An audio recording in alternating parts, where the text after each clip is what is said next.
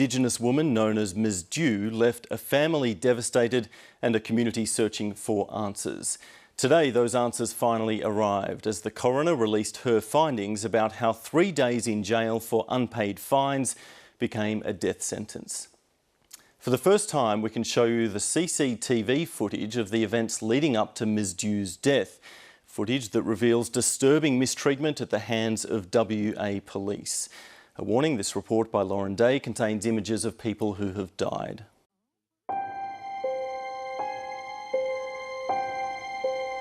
These are the images Ms Dew's family want Australia to see. The confronting final moments of a life cut short. It needs to be seen to show the world what really happens and the institutional and systemic racism that still thrives.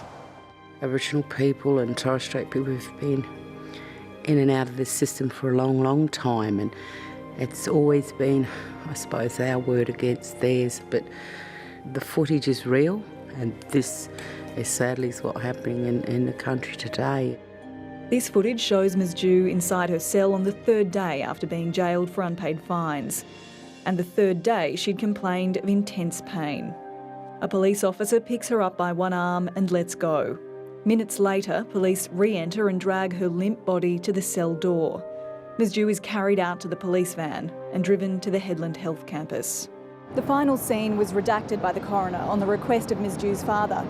It shows her being slumped into a wheelchair, her head and eyes rolling back as she's wheeled into the emergency department. There, the triage nurse is told Ms Dew is faking it. Less than an hour later, she's dead. I would describe it as the most harrowing footage that I've ever seen. It shows the absolute disregard for her well-being that was shown by the very people who had a duty of care to really look after her. I still have no answers. I still don't know how or why she died. Ms Dew's family has spent 2 years fighting for answers about how a 4-day imprisonment for unpaid fines became a death sentence. They've also had to fight for the footage shown at her inquest to be made public. The coroner previously ruled against releasing it because of the potential to re-traumatise the family and other members of the Aboriginal community. We cannot be traumatised any further. We have lost our niece and we're still having a fight. Just for the truth to be put out there. Her uncle Sean Harris is hoping the release of the CCTV footage will spark change, like it did in the recent case of the Dondale Youth Detention Centre. There will be outcry, very similar to the Dondale outcry, although this is a young 22-year-old black girl who got treated like an animal. Ms Dew was just 22 on the night she was arrested and given 4 days to pay off more than $3,000 worth of fines. They were for 7 offences, including disorderly behaviour, breaching bail and assaulting police. Within hours of her arrest, she'd reported feeling ill. In this footage, she can be heard crying out in pain as she waits in the reception area of the South Headland Police Station to be taken to hospital. After an hour, she's transferred to the Headland Health campus. 20 minutes after arriving, she's discharged and declared fit to be held in custody. The following day, her complaints of pain continue, and she tells police she's having trouble breathing. She's again transferred to the hospital, but is once again discharged with a fitness to be held in custody certificate. On the last occasion, the police sergeant in charge initially refuses to take her to hospital.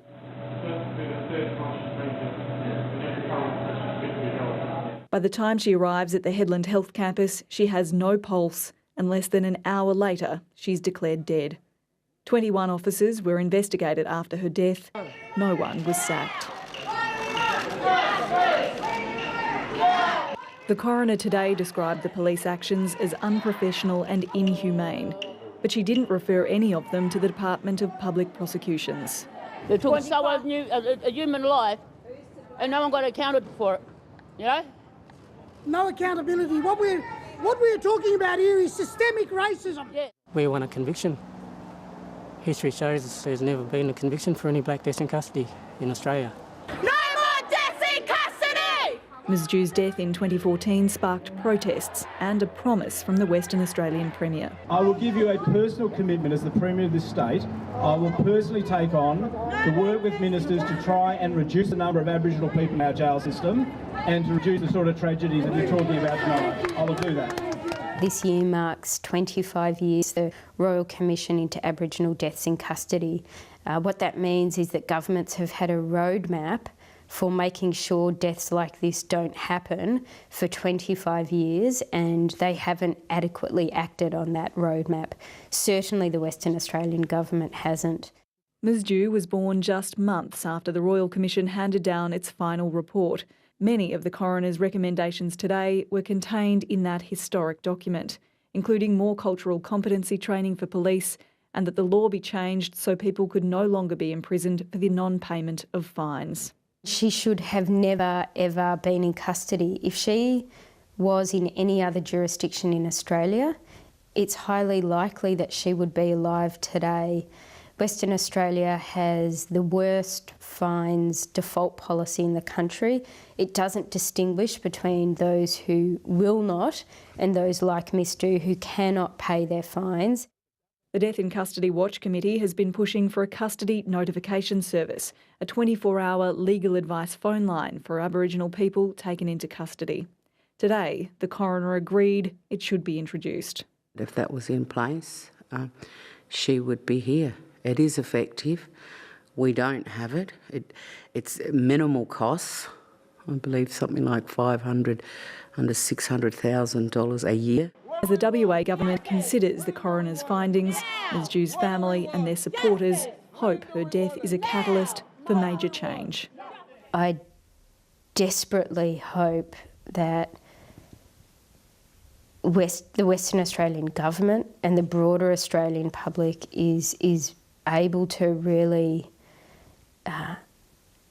grapple with the deep injustice that has occurred here, to reckon with it and to make the necessary changes to make sure something like this never, ever happens again.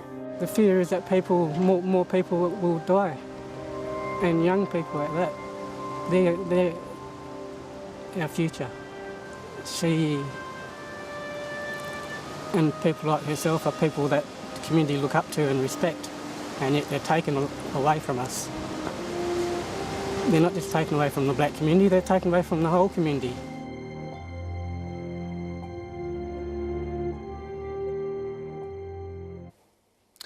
And the West Australian Police Commissioner Carl O'Callaghan joined me earlier from Perth. Commissioner, what did you think when you first saw that footage? Oh, well, I was disturbed and concerned by the footage, and to be quite frank, embarrassed as well, like I think many members of the West Australia Police would have been when they saw that back in 2014. Has anyone been held accountable for what happened? Well, absolutely. There's been an internal investigation which has been oversighted by the Corruption and Crime Commission, and there's 11 officers in total who were interviewed, and all of them received some form of sanction under the police regulations in Western Australia. So they have been held accountable, and this was now going back to 2014. The internal investigation was done almost immediately within a day of the event. The family of Miss Dew, though, clearly believe that no one has been held accountable. Why is that? And, for example, why was no one sacked over such a horrific event? Well, look, firstly, it's hard to understand how the family feel. It must be an awful situation to be in, and I know they would feel like they want justice in this. But we did do an internal investigation which didn't identify any criminality. That was independently oversighted by the Corruption and Crime Commission, which didn't identify any criminality. And indeed, the coroner in her findings today didn't identify any criminality. So at the time, we went to the remedies that were available to us under police regulations, and all of those officers received some form of sanction. Well, what you said there explains, I guess, why no charges have been laid, but it doesn't explain why no one was sacked. I mean, if, as the coroner says, these police officers acted unprofessionally and inhumanely, why were they not sacked for what happened? Well, they are in breach of procedures and policies under police regulations, and there are specific things under police regulations which I have to follow. I also work under an Industrial Relations Act, and I take advice, obviously, from or legal advice on these matters. And the legal advice I received was how we applied the sanctions to those police officers at the time back in 2014. Is it common for a WA police officer to dismiss someone when they complain that they are in pain, as it happened in this case? Well, no, I think it's a highly unusual case. We have thousands and thousands of custodial events every year, and all of them go off without a glitch. In this case, the officers did take the Miss Dew to hospital. They did seek medical attention, but the way in which it was done was wrong, and it was clearly without compassion and without dignity for Miss Dew. Can I get you to clarify again? You say they were sanctioned. What were the sanctions? Well, there are a number of sanctions available under the police regulations. We never discuss those publicly, but those sanctions affect the career path and trajectory of those police officers, obviously. So they have an impact on the officer's position in the West Australia Police. And what about the police officer who told the nurse that Miss Dew was faking her illness? Well, again, look, policies apply to this, but I have to say that at the end of the day, it is a medical professional's responsibility to make their own independent assessment and not rely on advice from police officers or laypersons. All right, now the coroner has recommended that people are no longer imprisoned for the non-payment of fines. Is that something that your police force will implement? I'm absolutely committed to it, and I've been saying it for some time. Nobody in Western Australia should be in a police lockup for non-payment of fines.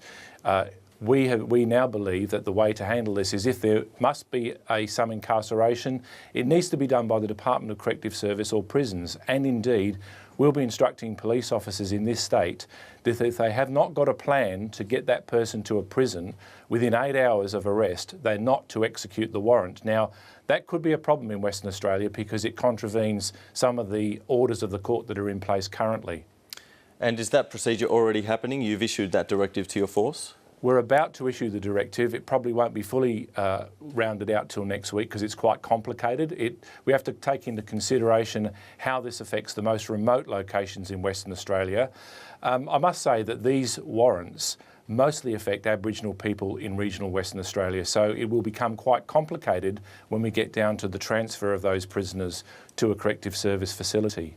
With the changes that you are implementing, can you say with any certainty that something like this will not happen again? Well, what I can say with certainty is that the risk of anything like this happening again will be reduced because we get about 1,000 of these types of warrants a year. They mostly apply to Aboriginal people, and if we can eliminate Aboriginal people coming into West Australia Police lockups or watch houses by doing it differently, it will have an enormous impact, I think.